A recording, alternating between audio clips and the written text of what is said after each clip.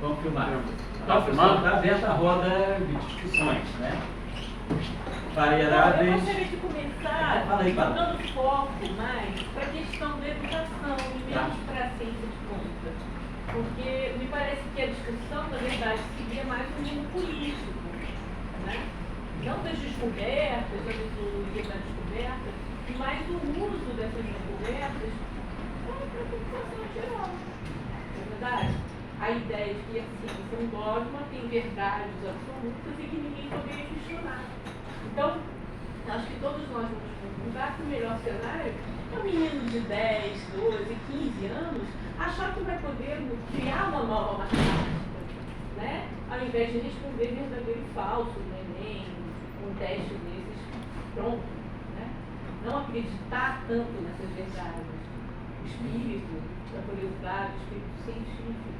Então, quando a gente menciona a questão do anarquismo epistemológico, é para a gente estar sempre desconfiando, né, das verdades que já foram conquistadas, né, e ser corajoso o suficiente para propor novos métodos a partir da criatividade de objetos, lançar novos olhares sobre o mundo.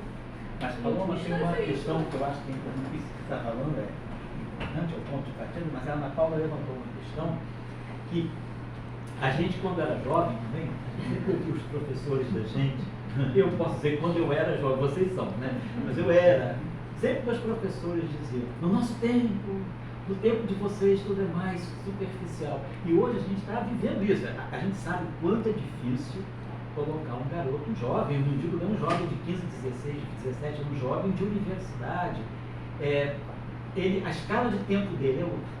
Agora, a questão é, a gente vai ficar sempre culpando isso ou a gente tem que aprender a conviver com isso, Esse que é o ponto. né? E tirar o melhor disso, né? Quer dizer, como o Nani falou, tem os infinitos, tem, mas vamos extrair o melhor dos infinitos. Ana Paula, eu não consigo ser pessimista, porque no século passado, quando a gente era estudante, o acesso a livros, a informação, ele era muito limitado. Então, se por um lado a gente vê os jovens tendo uma avalanche de informações contraditórias, aquele que gosta de estudar também é capaz de encontrar todo tipo de referências. E aí você descobre grandes cabeças nos interiores, longe dos grandes centros urbanos. E nós, como mulheres, nós não podemos achar que está piorando para a gente, né? Porque a gente está numa abertura política muito importante, né? Nós estamos conquistando espaços. Mas é conquista de espaço. A partir de uma consciência. A partir de uma consciência que ainda é muito reduzida, né? Quando a gente ouve, não sei se vocês viram ontem, uma pesquisa da ONU, de alguma maneira, que diz que 85% a 90% da população mundial tem alguma restrição a alguma coisa da mulher. Não sei se alguém mais eu ouvi fazendo outras coisas, então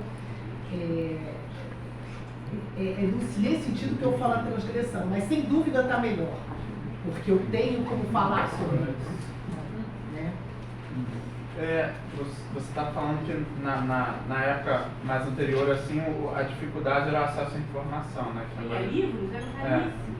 Agora a dificuldade, eu diria que ela mudou, virou um excesso de distração. Aí o negócio é você saber discernir o que é distração do que pode ser relevante e importante.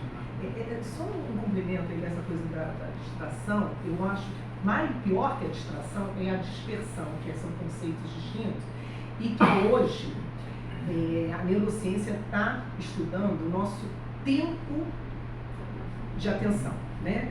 Então, quando nós tínhamos poucos livros, mas nós tínhamos enciclopédias, conhecer Barça, Belarus e outras tantas, e tinha que fazer um mergulho para tirar a informação dali mesmo muito limitado, né? E ao mesmo tempo era tudo muito analógico, muito mais lento, então a gente era mais lento, que pode ter uma relação de proporção inversa, mas é algo a ser estudado, com a questão do tempo de atenção. Mas uma coisa é certa, a ordem não é a ordem de grandeza porque ela é potência de 10, mas a ordem, o tempo de atenção do nosso período jovem era na ordem do minuto. hoje é menor que 10 segundos. E eu, desculpa, quem está aí convivendo com o jovem, eu convivo atualmente até menos pelas aulas que eu dou, mas eu me esforço para em algumas situações conviver com eles. O ritmo de aula é completamente diferente. Eu, particularmente, acho que estou encontrando a fórmula. Porque não adianta, gente. Tem que estar usando o celular mesmo, tem que estar olhando ali, você responde, é um outro ritmo. Mas como entrar no mergulho? Como entrar em discussões mais profundas quando o nosso tempo de atenção é 2 segundos? Não fica muito mais que isso não, gente. É leitura, né? Leitura. Eu já ouvi falar, eu já vi num canal de YouTube de um psiquiatra, né? Ele dizia que tinha uma relação com o tempo de foco, de dispersão, Isso. né? E esse excesso de estímulos, existe uma relação. Ele falava num vídeo que se você quer aumentar o seu foco, uma coisa interessante a se fazer é você ficar literalmente virado para a parede e ficar olhando para a parede assim, sem estímulo nenhum. Que aí uma hora o seu cérebro vai tentar começar a se entreter com coisas e eu vai acho você que a pegar o foco. frustração, eu vejo pelos meus sobrinhos, primos, assim, mais novinhos, que eles vão para frente do computador, tem que ser imediato. Ele pergunta uma coisa que tem que ser imediato, se não for, entra num estresse, entende? É um imediatismo que não se combina com aprender, sabe? Eu tenho um sobrinho, ele está com 10 anos, ele está no psiquiatra, porque ele ficou tão envolvido com internet, com jogo na internet, literalmente ele acordava sozinho de madrugada para jogar. É bem comum. Sabe? Ele entrou, agora que ele tem tratamento, ele tem crise para abstinência. Sabe? Porque aquela coisa aquela adrenalina que fica na cabeça dele, isso desde os 8 anos de internet. Agora que ele começou, e quando você tirava isso dele, que o cara mandou tirar tudo dele, e aí completar com outras coisas, ele entrava assim num processo de raiva, mas de raiva, querendo aquilo, precisando de um viciado. Entende? E é um esporte importante, né? Porque não é só o intelecto e o cérebro. Nacional. Né? Então, jogo de bola, jogo de Várias essas coisas. intelectual. Mas o envolvimento dele com esse tipo de diversão, entre aspas, chegou a esse ponto. Ele tinha vários amigos no mesmo processo. Sim. E ele tem uma impaciência. Ele tem que entender as coisas imediatamente. Imagina que igual a ele tem um monte. Igualmente, imediatamente. Se ele começa a não entender uma coisa, de qualquer raciocínio mais complexo, demanda mais tempo, ele entra numa ansiedade, entende? E acaba abandonando aquilo. Então é isso, eu acho que esse psiquiatra está falando, eu vi uma entrevista, ele é americano? Ele é americano. Eu já acho que eu já vi. Mas não foi numa entrevista não, é um canal do YouTube. No canal Mas do aí também não é só no esporte também. Por exemplo, meu filho, 11 anos. Vamos jogar bola, vamos chutar bola. Chuta 1, 2 vezes, errou, não acertou. Ah, não quero mais jogar. Não sou bom nisso. Mas eu acho Você que prefere drive-ball, né? Então quer dizer, é tem uma- todo um treinamento, paciência, de tudo. Estímulo, né? É uma- Direcionamento. De tudo. Né?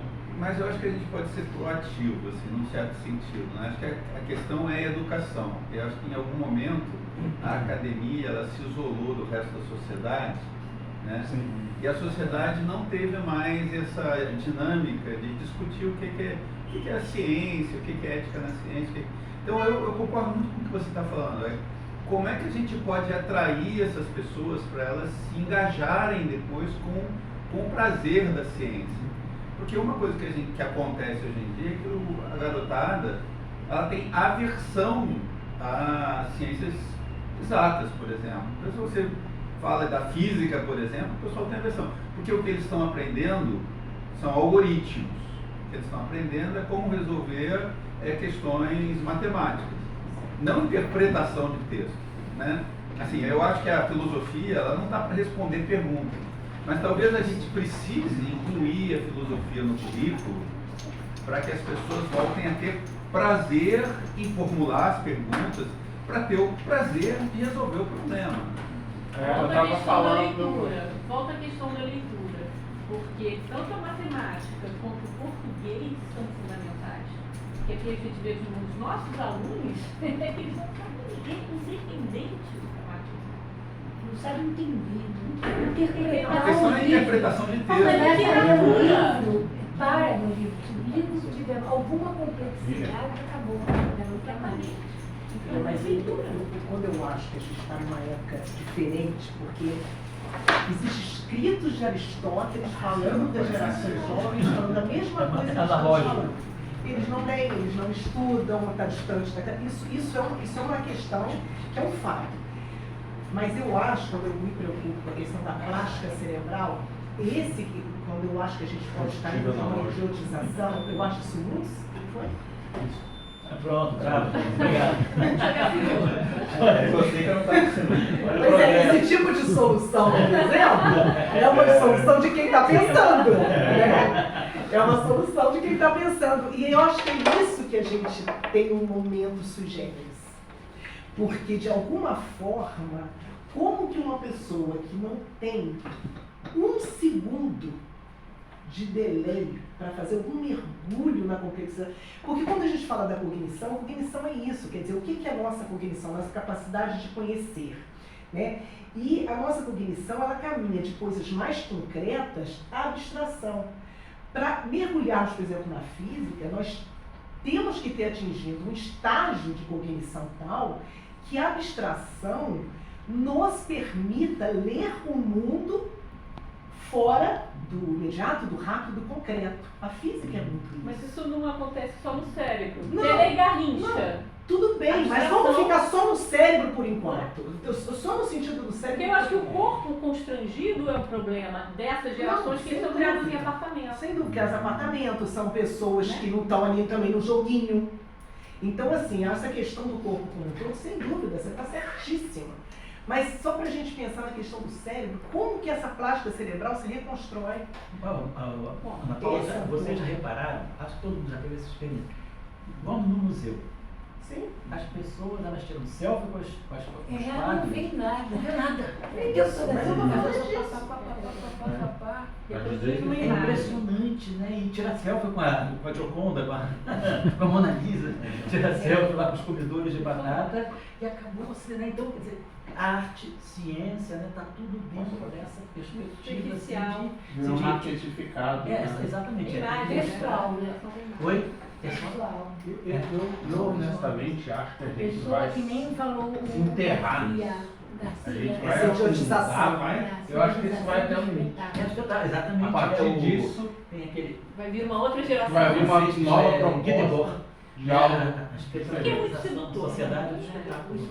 Isso é A predação. cenoura, né? A cenoura na Vai frente. ter uma hora. É muita predação. vai ter O uma hora próprio que chat Um sistema de recompensa cerebral, um dopaminérgico das pessoas. Mas eu acho que Os algoritmos e a Não, tecnologia chat estão GPT, sendo feitos para Exatamente viciar as isso. A pessoas. base de dados do Exatamente chat. E a gente pensa que é tudo difícil, mas não Não é. é cada vez mais rápido. Como que você reconstrói essa Então, plástica cerebral? tudo bem que Tudo tem insistir bastante nisso. coisa. Eu acho que tem vários Mas eu outros usava vai elementos, passar sim. bastante tempo fazendo Mas- o chat GPT.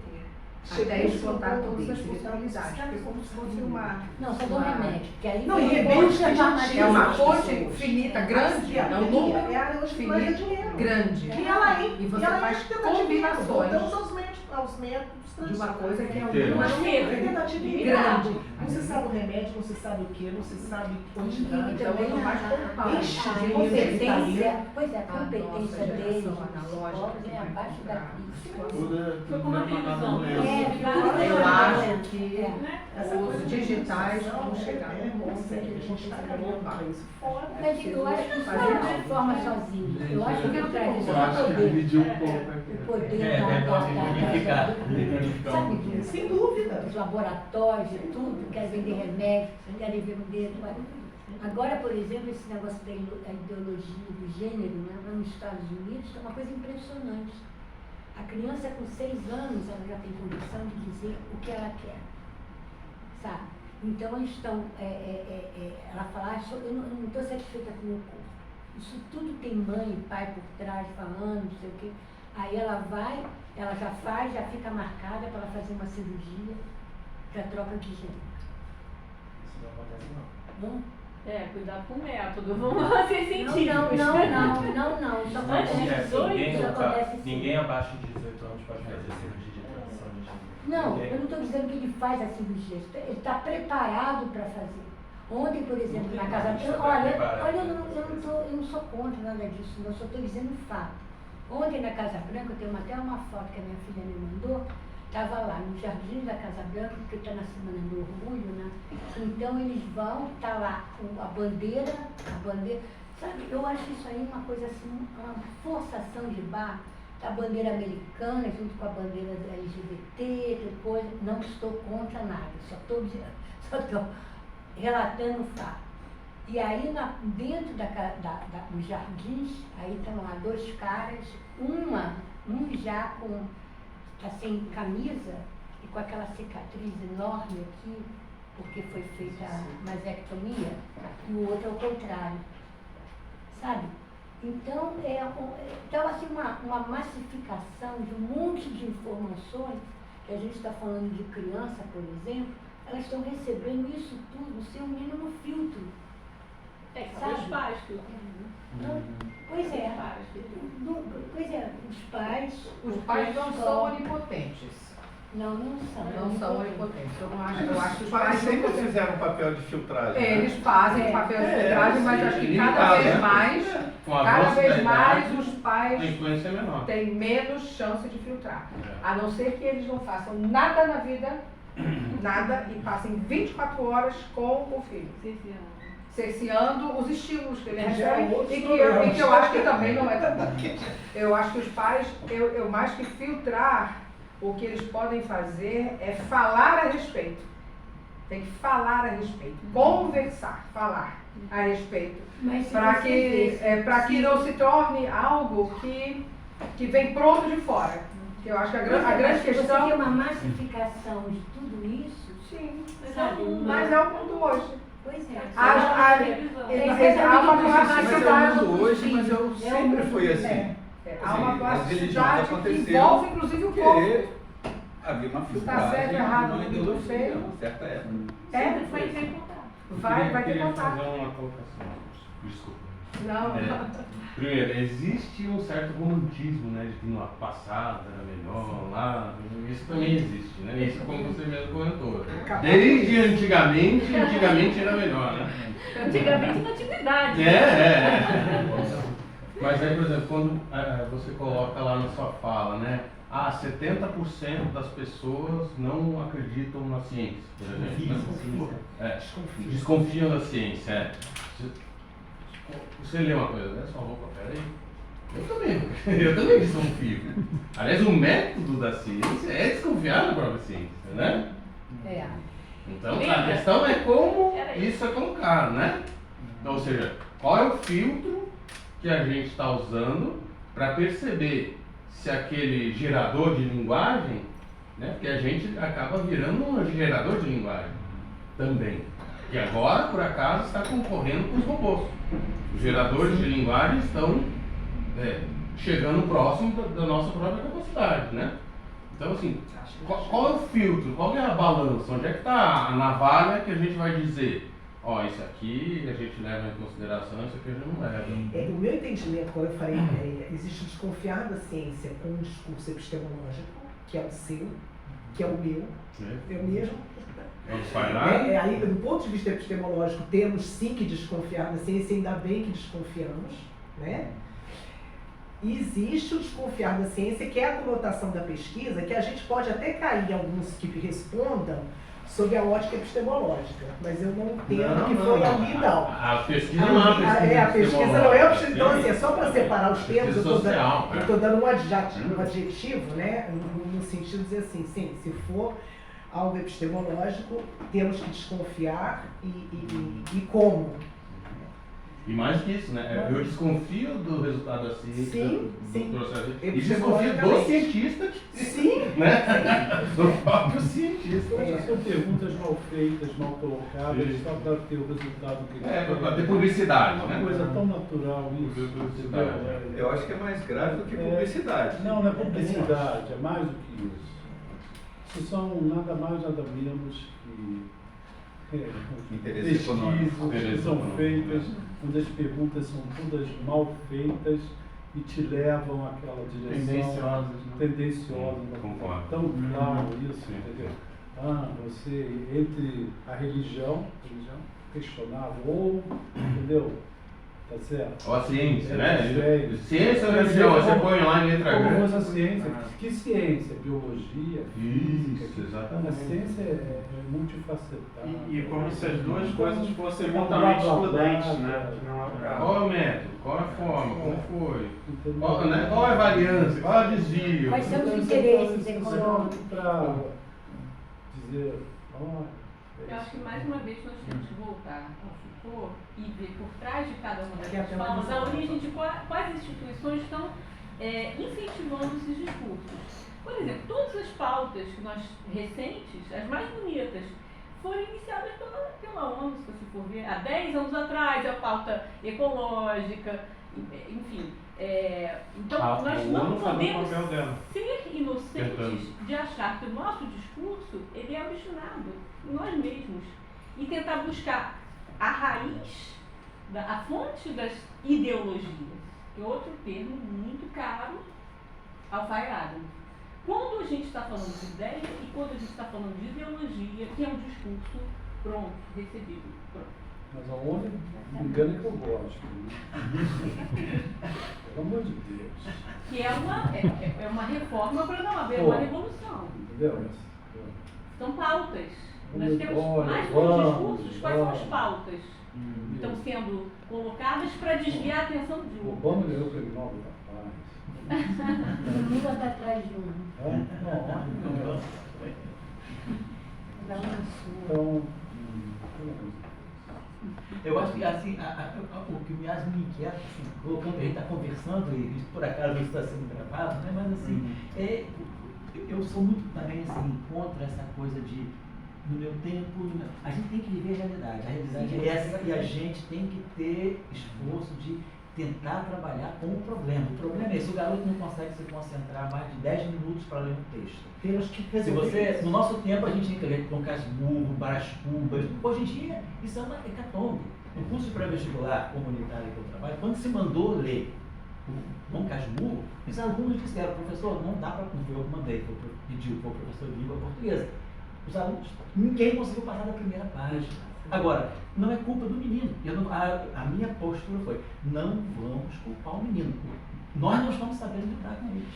Se nós somos professores, se nós somos professores, se a arvora é dizer que somos professores ou instrutores, o problema é esse. Ele está me trazendo um problema e eu tenho que tentar resolver. Então, eu acho que a gente tem que, assim, eu não sei se para Heráclito pensaria assim, mas eu acho que a gente tem que pensar o seguinte, existe um problema e não adianta ficar colocando a culpa nesse, naquele ou naquele outro. Nós não estamos sabendo resolver o problema e não estamos sabendo nem conseguindo conviver com o problema. E aí eu acho que isso gera mais ansiedade no menino. Porque se você se coloca, o estudante procura, o ser humano, você pode colocar, o conceito mais fundamental que o ser humano busca é segurança, né? E aí, se você se coloca na mão do professor ou na mão do teu pai, e você sente que teu pai é inseguro, o teu professor é inseguro, isso gera uma crise muito grande na criança. Então, quando o aluno percebe na escola que o professor fica nervoso porque não sabe responder e procura a diretoria, agora tivemos o caso da diretora que procurou a polícia militar para resolver o problema do aluno. Quer dizer, vamos colocar no lugar do aluno, qual é o trauma que um aluno sente ao perceber que ele está na mão de pessoas tão desequilibradas quanto ele. Eu acho que a gente tem que pensar assim, no nosso papel. O problema é esse, nós não vamos resolver, mas a gente pode começar a equacionar. Alguém lá na frente pode resolver. Eu acho que é muito chato a gente ficar preocupado.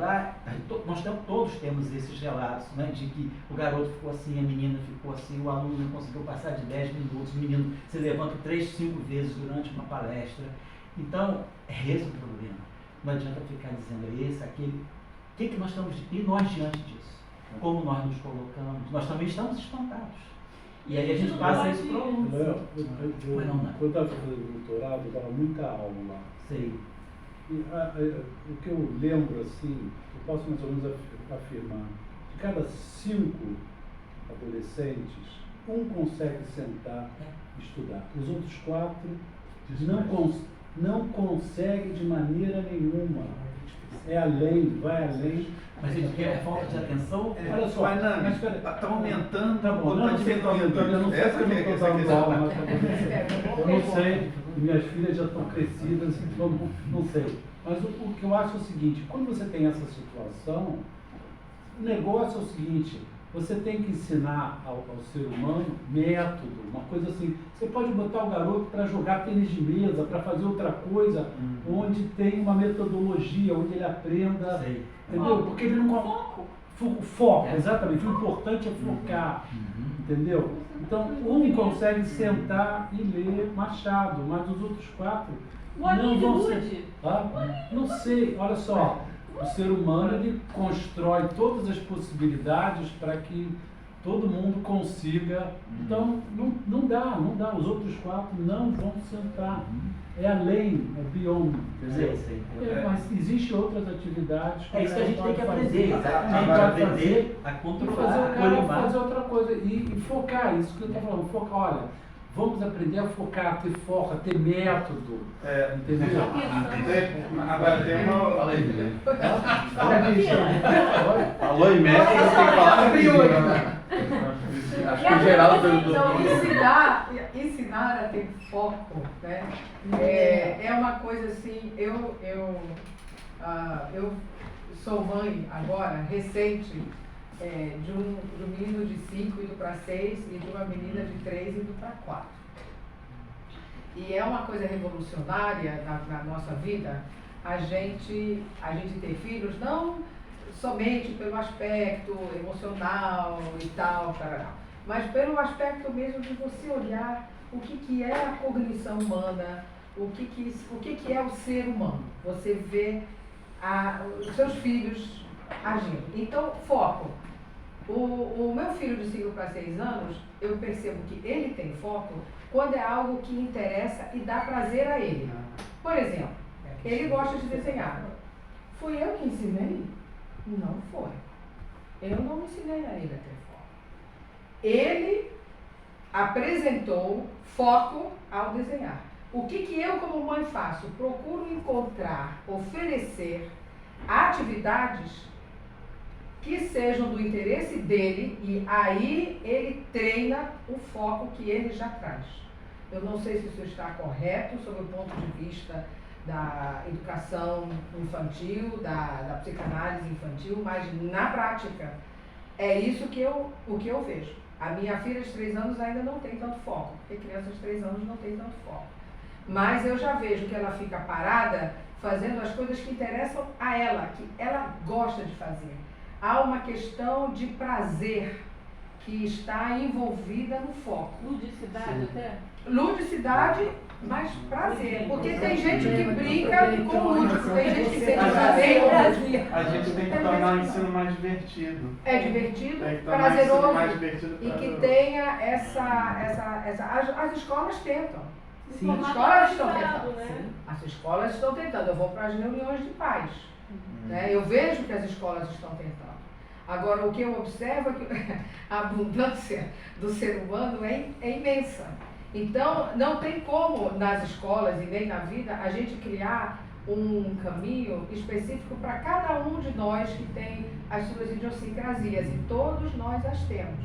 Então, é uma questão de equilíbrio entre a descoberta daquilo que eu gosto de fazer, aquilo que me faz ter foco, que é meu, e aquilo que é, de certa forma, de alguma maneira, os pais, a escola, a sociedade, a universidade, precisam ter uma forma de convidar a esse prazer coletivamente. Acho que a descoberta do prazer coletivo que é algo que a escola também procura fazer, com os jogos, com as brincadeiras, em times, em grupo, que é um grande salto civilizatório no caminho da criança para o adulto, né? Agora, é muito interessante porque eu, de vida feyerabенdiana, de defesa de teses feyerabendianas, com os meus filhos, muitas vezes eu sou muito autoritária. Tá gravando. É isso aí. Autoritária sim, porque tem a hora de pegar o ônibus, por exemplo, para ir para a escola.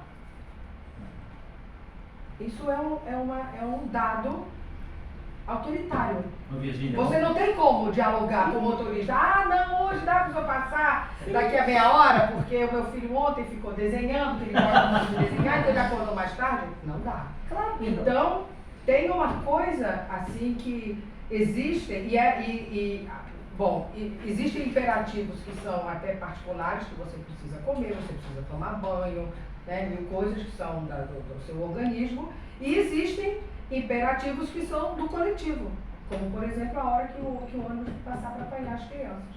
E daí eu digo, não pode.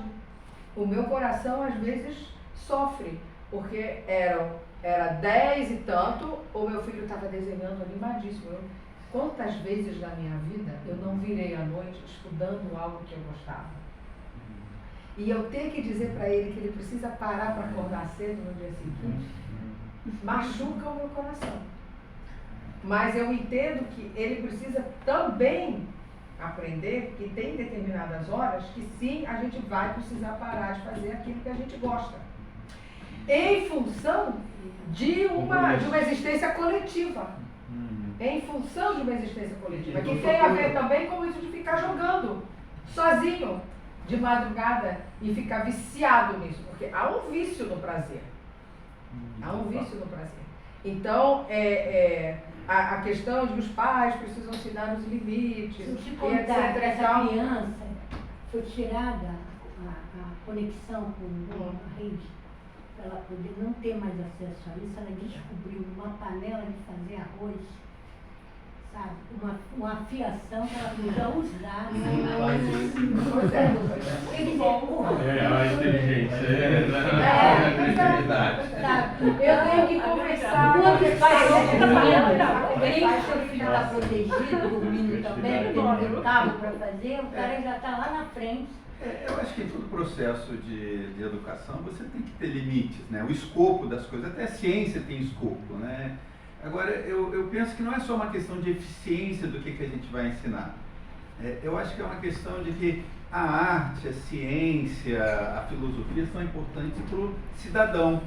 O cara não tem que aprender ciência porque ele vai ser os 5 melhores que vão... Não, ele tem que aprender ciência porque uma sociedade sem ciência, ela permite o negacionismo. Uma sociedade sem ciência, ela está mais propensa ao totalitarismo. Então a gente tem que pensar a ciência, e eu acho que não é possível ensinar ciência sem filosofia, sem história. Eu acho que essa é a contribuição que a gente pode trazer. É necessário reintroduzir filosofia no ensino de ciência, até para dar prazer, né? Eu só falamos de ter filosofia junto com português e matemática, já desde o começo, para desenvolver liberdade de pensamento, né? Autonomia de pensamento. Laboratório de pensamento. Muito importante. A filosofia é interessante como ela desenvolve uma espécie de atitude crítica, mas mais interessante que eu observo é que a filosofia faz com que você dê um passo meta. Você aprende a olhar para as coisas um pouco, aspas, de fora. Você nunca está totalmente de fora, mas você pelo menos faz esse exercício. Esse exercício de se ausentar é muito importante até para quando você está nervoso, você se acalmar. Você sai de você um pouco. Mas a própria leitura te dá isso. Exatamente, mas o fato é que a leitura hoje está complicada de se fazer. Eu estou vendo que os meus filhos estão lendo, porque as professoras sempre numa rodinha e leem para eles. Agora, eu não sei se eles vão ler sozinhos. Isso eu vou observar. Sabe qual era o exercício romântico? Hoje a gente tem o prazer de ir à praia, de olhar uma paisagem, é uma invenção romântica, porque os alemães subiam as montanhas e aí aquele distanciamento literal da paisagem, né, de fazer escalada, subir a trilha, né? Existem alguns pintores românticos, né, Caspar David Friedrich, em que a gente vê uma imagem de um homem de costas, um homem e mulher de costas, olhando para a paisagem e tendo esse afastamento, outra imagem, uma série infinita de espelhos, metáfora da reflexão, e a geração se chamava Sturmandrande, tempestade ímpeto, porque quando você vê, por exemplo, uma tempestade à distância e de um lugar seguro, né, você é capaz de ter uma experiência estética separado daquilo. Quando você está dentro da tempestade e acha que vai morrer, no Neolítico, surgem os primeiros deuses, é o Deus trovão. Você tem a imagem da finitude, da morte, a separação entre alma e corpo. Mas quando você consegue observar a tempestade do seu apartamento quentinho e ter um afastamento, aí vem a possibilidade crítica, que é sair do problema, ter uma visão de fora do problema. É a postura crítica, é a posição crítica. Que a meditação também fala, você sair da mente. Caminhada, tai chi. Surfar. Agora aí a gente vai entrar numa, digamos assim, numa, não sei se é bem uma habilidade cognitiva, mas vamos dizer que sim, que é a abstração. Abstrair. Né? E a abstração, ela é como tudo, ela é viciante, né? O grande alerta que o Feyerabend faz pra gente é que a gente abstrai tanto que a gente impõe a nossa abstração aos acontecimentos. E a gente se empolga com a nossa, ao mundo, aos acontecimentos. Nós que brincamos de abstrair. Não, até que ponto isso está certo? Porque não, nem sempre isso dá certo. Nem sempre dá certo. Porque você tem várias vertentes da física moderna que você tenta impor uma simetria que o mundo não é assim. E você acha que o mundo tem que ser assim, mas ele não é. Você fica perto de 40 anos. Perto de 40 anos. Ou então quebra a simetria, né? Ou quebra a simetria, exato. Às vezes a gente fica impondo. Mas aprende, né? Aprende, é um exercício. É um exercício. É um exercício. É um exercício. Agora, em que medida usar todas essas habilidades, né? Inclusive essa de ser tão rápido. Né? A gente se queixa um pouco da rapidez do tempo de atenção da nova geração, que são os digitais. Né? Agora, alguma vantagem talvez ainda venha daí. Porque nós somos mais lentos. Não é? Então, alguma vantagem pode vir daí. E a gente na verdade é uma extinção. Eu não quero ser pessimista, mas eu só estou dizendo que a gente não pode partir da premissa, que inclusive é a quebra do conceito de progresso, que tudo vai dar certo porque temos inovações. Então, por exemplo, como você colocou dos seus meninos, né? Eu, como trabalho há muito tempo com educação, uma coisa eu tenho, eu acho que a única certeza que nós temos na vida é que não podemos ter certezas. Né? Então, por exemplo, hoje teve várias falas de todo mundo aqui, mas a gente sempre tem que estar ancorado de que até o tom com que a gente fala, a gente tem que ter cuidado, porque a única certeza é que a gente pode estar totalmente errado. Né? Então a gente tem que ter cuidado até com o tom que a gente fala com o outro, porque isso passa para a relação com o outro. E nessa linha como mãe, eu penso e converso muito isso com, enfim, com os contextos educativos que convivo. As gerações, eu parto da premissa do Elaiel, que não sei se eu fui clara ali, mas assim, vamos parar de saudosismo e chororô e angústia. O que temos? O que está acontecendo agora é isso, né? Agora, temos que olhar, inclusive, para a busca de soluções. Então, quando ficamos muito comprometidos, enquanto sociedade, de vincular o prazer e tem que tudo ser lúdico, tudo, hoje as metodologias ativas, a gamificação, a ludicidade até acabou, né? Agora é gamificação. E vamos para essa linha, tem uma coisa que quanto mais eu olho para frente, mais eu busco atrás algumas coisas que funcionavam. Os pais não têm que ter medo de frustrar os filhos. Não.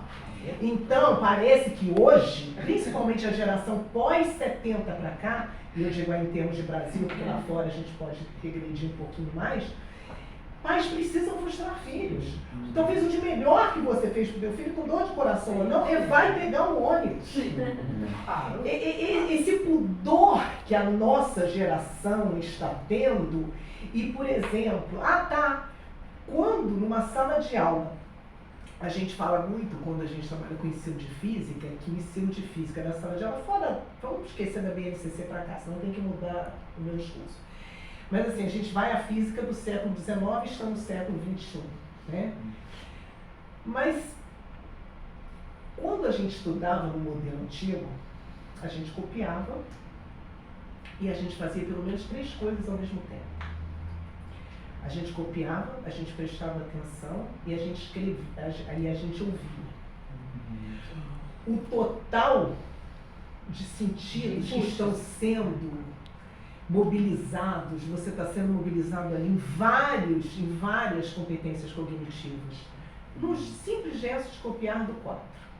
Quando você passa a tirar foto, você não tem compromisso nem com a visão, nem com a compreensão simultânea com o que você está lendo, ouvindo e vendo. Então a gente já tem uma questão aí. Então, uma das reflexões que eu tenho feito, e ainda no plano das reflexões como educadora, não é o que eu procurei trazer aqui, mas eu acho o seguinte, não é para achar talvez soluções para o presente, em cima dessa realidade, algumas respostas a gente vai achar em metodologias educativas do passado, sem pudor nenhum eu digo isso. Frustração, copiar, ter que cumprir um mínimo de obrigações, ter uma rotina. Um professor hoje os professores só usam PowerPoint, gente. Quando você escreve no quadro, você também está mobilizando muita coisa. Quando você dá uma aula, você está trabalhando com desenvolvimento em você mesmo, de vários sentidos que você apura. Se ouvir alguma coisa, até hoje, e olha que eu não dou aula para turmas grandes há muito tempo, se eu ouvir longe de mim, eu sei que o som veio dali. Eu fiz 25 anos isso. Então, quando a gente entrou numa fase, eu, por exemplo, um dos artigos que eu estou escrevendo dentro da área de ensino de física, também é criação minha, eu estou fazendo uma linha do tempo dos livros didáticos. Não era nem meu interesse isso. Mas, mobilizada por isso, eu sou da geração, e porque eu gostei naturalmente de física, eu acho que eu resolvi todos os exercícios do Ramalho. O Ramalho, talvez os mais jovens não saibam muito o que é o Ramalho. Mas eu acho que resolvi todos. Hoje ele é um troço que a criança olha e não faz nada, porque é tão grande. É grande e colorido e contextualizado. Mas então, o que Ramalho acontece? da década de 70, aquele pequenininho, você estudava, se tornava um livro impossível de estudar. Olha, na história de livros didáticos, que eu sei porque isso aí eu vivi, não só li, eu vivi, eu recorto assim, 70, 80, nas décadas, 70, 80. Os livros didáticos, eles imprimiam em 2 vieses. O conteudismo, eles eram mais conteudistas, e o operativismo. Com o processo educacional, com a reforma educacional no eixo aí, ocidental, dos anos 90, que nos levou aqui aos PCMs, desenvolvimento de competências, aí quando apareceram 3 palavras de ordem na educação mundial. E a gente teve um delay de 10 anos, mas aqui chegou. Aqui chegou com os PCMs, alguns de vocês talvez tenham pego neles. Os PCMs, os Parâmetros Curriculares Nacionais, final dos anos 90, e que deram um guia para a educação em cima de 3 vieses. Então vamos lá, Ramalho, operativismo, conteúdo. Os mais velhos sabem bem o que eu estou falando, e os mais saudosos eu ainda tenho, o vermelhinho, o azulzinho e o verdinho. Tá? Eu fiz todos os exercícios por prazer, ia para a praia, podia ter, se quiser, fazendo aquilo. Gostava, mas eu sou fora da curva nisso, então vamos olhar para o homo médios, que é como a gente aprende a olhar o mundo, a gente tem que olhar para o homo médios. Olhando para o médio, nos anos 90 começamos com 3 viés. Contextualização. Então a física, ela não vinha mais para a sala de aula para ela seduzir os alunos, porque a crise do ensino, ela é aristotélica, tá? Então vamos lá. Vamos contextualizar o que é fascinante. Eu, para falar de teorema do impulso, eu vou formalizar, seja com o nível que for, vamos fazer contas, mas vamos discutir se um gato caindo do 3º andar se machuca muito ou não, e aí você trabalha com estimativa, você coloca um contexto.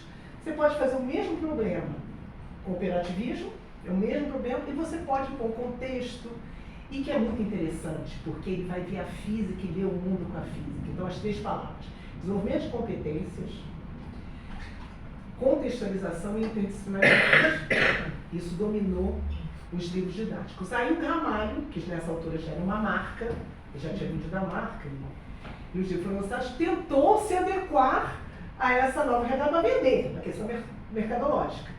Mas livros muito bons vieram, que tentavam fazer a ancoragem, contextualizar e fazer interdisciplinaridade. Ao meu ver, perdeu-se algumas coisas e ganhou-se outras.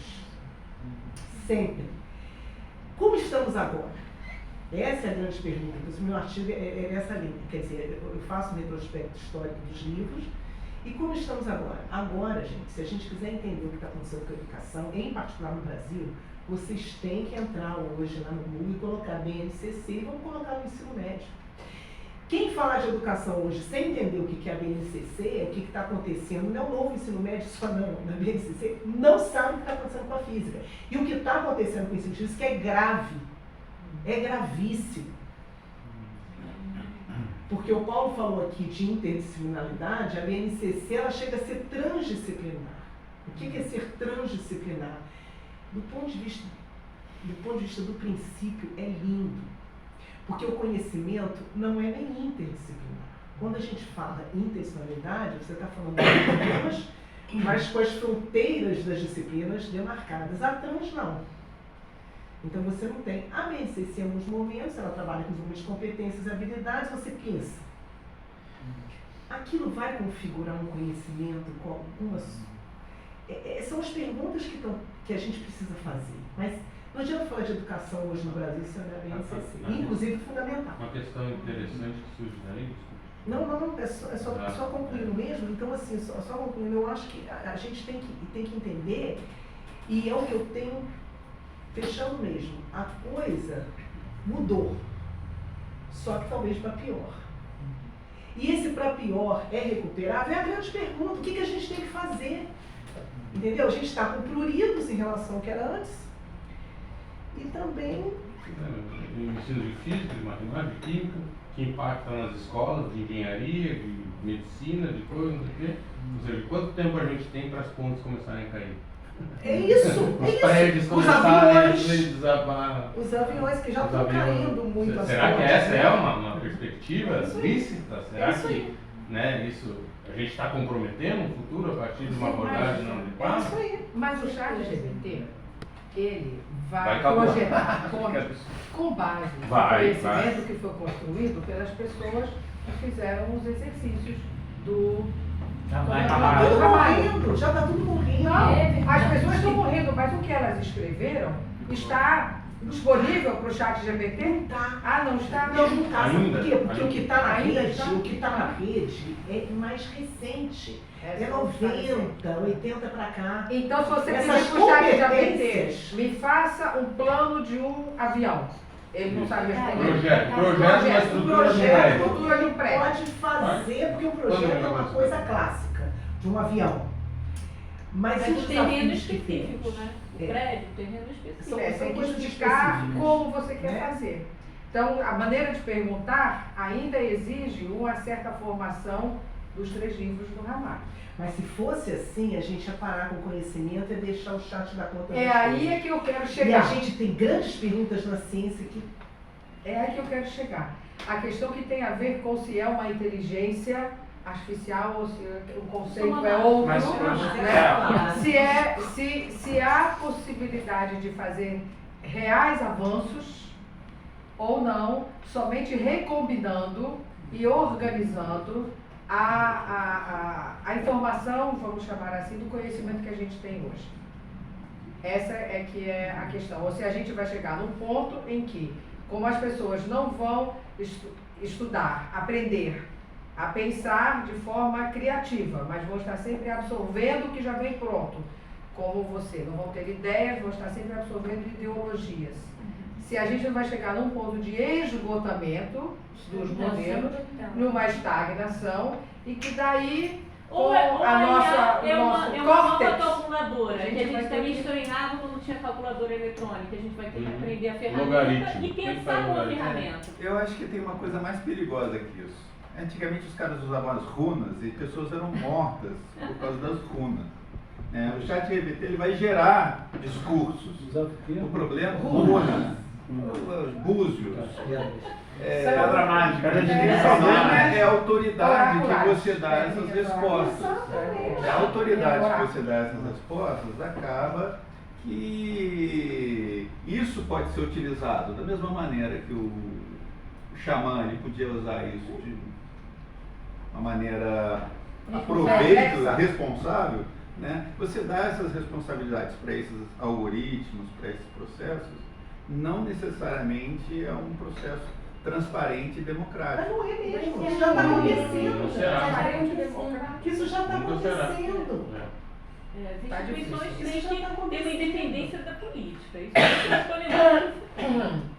Agora, existe alguma coisa independente da política? Pois é. Não, dos governos.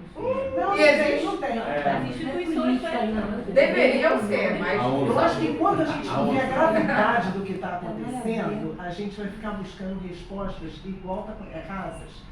Está acontecendo algo muito diferente, é muito urgente e é muito arriscado.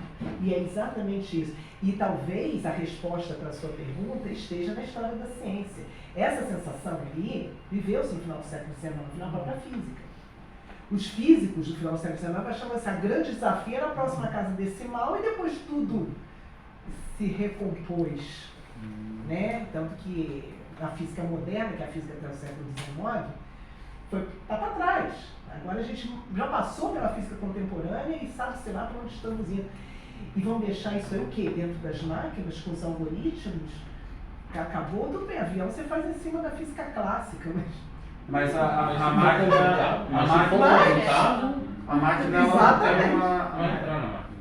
a máquina ela não tem uma coisa muito importante que é a intuição. A máquina não sabe elaborar axioma. Exatamente. A máquina não consegue construir o conhecimento do zero. Na década de O 80, pensamento na não década consegue, de porque ele 90, tem intuição. o pessoal dizia, não, saiu um sistema, porque imprimia aquele negócio. Não, mas foi o computador que falou. O computador falou, estava falando. Alguém programava os Mas é esse exercício da intuição e da geração que é o que talvez nos salve. Ou seja, voltemos aos O que de fato nos diferencia como humanos? Vamos colocar Intuição, uma fala por vez. abstração, afeto e o exercício do pensamento na sua plenitude, do que é pensar e conhecer. Isso aí não. Mas talvez a solução, isso estão tudo elucubrações pessoais, talvez seja do que de fato nos torna humanos, investir nisso. E nos humanizar é nos frustrar. A sociedade nós temos que voltar, nós temos que sair do psiquiatra, do psicólogo o tempo todo e encher de Ritalina as crianças, e encher de remédio e aprender a ouvir não, a sentar e fazer. A gente tem que ir para a contextualização, interdisciplinaridade, transdisciplinaridade e velocidade, tudo. Em algum momento a gente tem que fazer o exercício de 100. Hora de tomar banho. hora de dormir, amanhã na escola. Eu acho que essa banda porque isso que nós, aqui, a gente está no meio completamente fora da curva, gente. Completamente fora da curva. Essa discussão aqui, porque é uma fração ínfima da humanidade que tem condições de estar discutindo, está tudo no abstrato. Depois da pandemia, as pessoas, as crianças e jovens pós-pandêmicos, se o problema existia antes, agora é muito pior Porque perdeu-se total a conexão com o aprender. Eu dou uma disciplina no MPF, no mestrado, chama Teorias da Aprendizagem. Eu ministro essa disciplina há 11 anos. E ela ensina as teorias de aprendizagem, né? Eu sempre tento puxar para a sala de aula de física, faço umas conexões além do... E os teóricos da aprendizagem, eles são pensadores, ou psicólogos, enfim, de geração do século XIX. Alguns namoraram do século XX. Nós estamos no XXI. Então eu entrei em sala dessa última vez que eu vi, gente, olha só, eu não vou olhar para vocês. Vou falar um monte de coisa aqui, mas isso aqui caiu. Nós vamos estudar, a gente tem que conhecer, mas isso caiu. Apesar do estímulo-resposta ainda valer, como é que uma pessoa vai ser um jogador de vôlei de alta performance se não for behaviorista? É estímulo-resposta mesmo. Então isso existe, cognitivismo existe, mas temos que olhar para outra forma de trabalhar. É essa outra forma, é nessa velocidade, é não sei o quê, e a gente tem que voltar a dar aula. Nós temos que voltar a dar aula, nós temos que voltar a ser pais. Nós temos que fazer um ramalhinho. Gente, teve uma época na área de Ninguém tem mais ramalhinho. Eu tenho meu ramalhinho, queria que meu aluno... Tudo bem, quem lembra do ramalho, eu falo do ramalho porque ficou na minha memória, mas era exercícios resolvidos, depois você tinha os propostos, recapitulação e os testes, né? Tudo bem, eles só fazem hoje os resolvidos. Se fizer, a gente fazia 30, fazia 10 propostas, tá bom, mas alguma coisa a gente tem que pegar de lá e nessa velocidade agora, a gente vai ter que dar conta disso. Ou a gente vai ser extinto, e eu vou no que ele fala. É a relação com a dopamina, que é muito rápida, essa relação com o prazer não pode guiar o homem. Não pode guiar o homem, não pode ser só a relação com o prazer, tem que frustrar, não pode ser refém disso. Disciplina, saber E as nossas consequências. humanidades, o que a máquina nunca vai ter? A máquina não vai ter intuição, a máquina não vai ter E os afeto. filhos pararam de mandar os pais, né? Não. 7 anos mandando mandar. E o pai obedeceu, que é pior. Porque o filho tentar mandar faz parte, toda criança tentou isso. Saudade. Nós também. Sempre Né? foi. Nós sempre tentamos. É. O negócio é que a gente tinha alguém que mandava mais. Autoridade, né? Tem um Exato, autoridade, filósofo que respeito. diz que Não, a história nos eu não espreita sei se pela você porta. conheceu, você tem contato Se tirar Sou aqui, ó, psicólogo. Você falar democracia, no Romildo Bueno, cidadão, foi diretor 3 ou de 4 conceitos psiquiatria. desde os quais a gente se... Uma vez ele Ela falou entra assim, no olha só, Jorge, É Vitor, né? o meu filho, quando ele Ou tiver, seja, você trazendo o fato que o homem, no fundo, eu vou pensar Evolutivamente, se vai ser meu amigo. A física é diferente da matemática. Tem relação é outra, né? somos o mesmo das planícies há 30 mil anos. 30 mil anos. Tem que se passar Uma muito coisa que eu tempo acho que dá pro pra pai fazer e o filho para conseguir treinar a intuição lidar. das pessoas é você apresentar o conteúdo com metáforas. Você ir relacionando Jesus um conteúdo fazia isso. novo. Olha, eu acho que eu vou muito cedo. Parábolas, né? E daí, o homem mais famoso do mundo. É você sempre relacionar o conteúdo novo com o que a pessoa já tem no dia a dia Mas eu dela. acho que sim, eu não sou amiga. Trazer, fazer essas Eu também, eu conexões. falo que eu sou Eu mãe. acho que é assim que você Então, pode você lidar vê, melhor com a qualquer coisa que velocidade. pode entrar de Você autoridade, criando você vai metáforas, ter você que- vai construir uma rede de associações É na natural. visão Você chegou ao a maneira que você está dizendo? Não, e é o que eles mais querem no A final. mente humana hoje... Nós vamos terminar. Eu acho que a gente tem que terminar e associar a gente está dando um resto coisa, isso aqui foi bem Que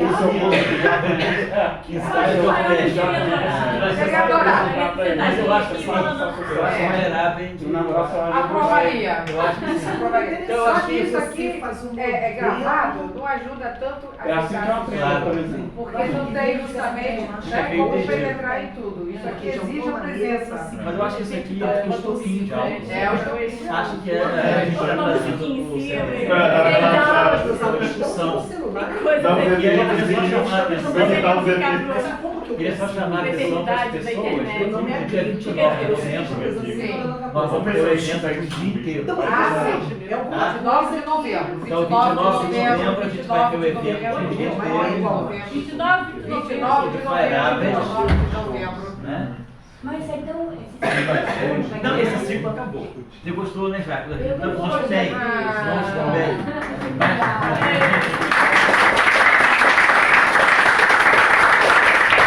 Mas aí, dia 29 de setembro, né, vai ter o evento FireArab de nível nacional, vai ser um dia inteiro, mas vai ter palestras online. Então, assim, a gente está lançando alguma coisa, né? Eu acho que a gente pode, através do teu pós-doc, da discussão, o próprio Geraldo já falou comigo, quem sabe a gente pensar num curso aqui no CBPF também, assim, institucionalizado, não um curso assim, apêndice, história da ciência dentro da pós-graduação, ou de filosofia da ciência dentro da pós-graduação, disciplina Mas eu eletiva. falei, né, que quando eu vim fazer iniciação científica, aqui no CBPF tinha um curso de história. Era Roberto Moreira? Era o Roberto Moreira. Ah, pois é, Roberto Moreira fazia toda a Que diferença. era uma pessoa encantadora também. Mas amanhã, às 15 horas, no Clube de Propaganda, teremos um debate sobre teatro de comunidade no município de Caxias, no Instituto de Artes da UERJ, 11º andar, Bloco E.